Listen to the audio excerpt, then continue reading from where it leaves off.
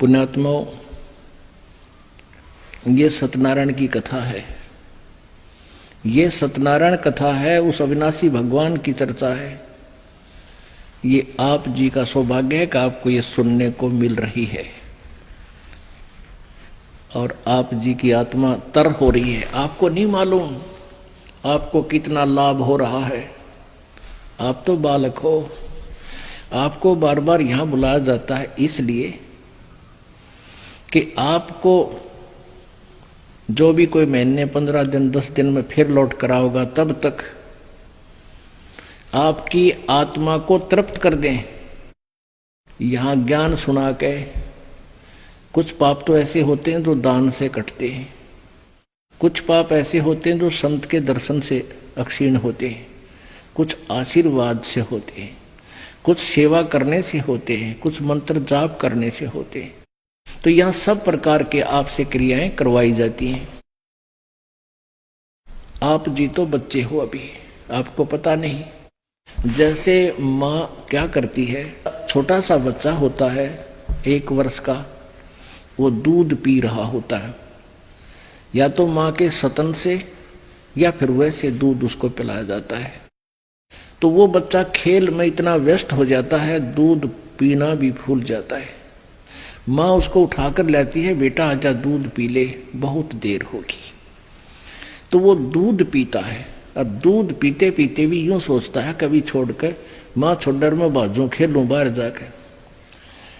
तो वो ऐसे ही प्रोसीजर चलता रहता है।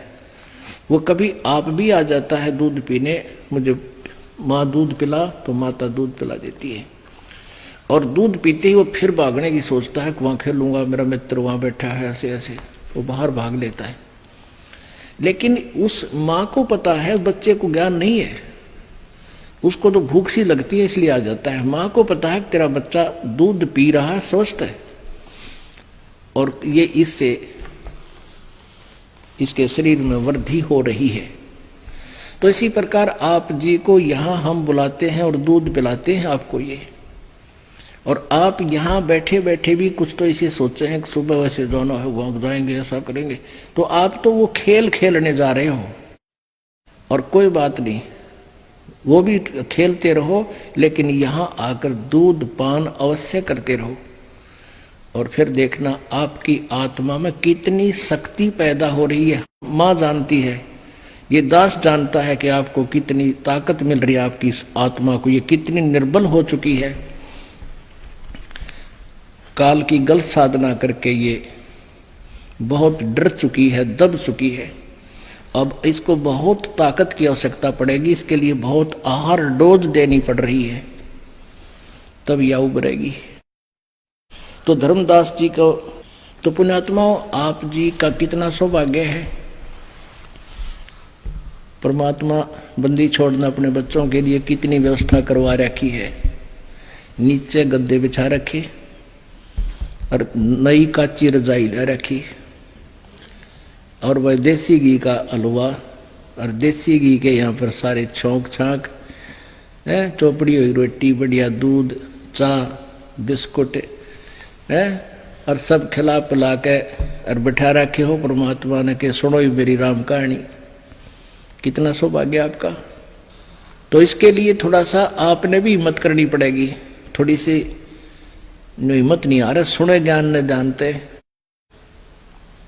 जैसे आपको कई बार बताया, पहले हम 3 पिक्चर लाया करते, VCR चलाया करते, 100 रुपये किराया दे के, और 9 घंटे सारी रात आंख पानी बैठे रहते, चाय बनवाए जाते, पिए जाते, नो देखे जाते। भाई 100 रुपये पूरे करने हैं, 100 लाग रहे या बीमारी लाग रही थी अपने। तो अब हम इस परमात्मा के लिए जागे, अमृतवाणी सुनने के लिए जागे, चाहे 2 घंटा आध घंटा ज्यादा भी हो जाए पुण्यात्माओं, लेकिन आत्मा में जो है ना ये इसकी ताकत प्रवेश हो रही है इस ज्ञान से। ये सत्यनारायण कथा सुन, बोलो सतगुरुदेव।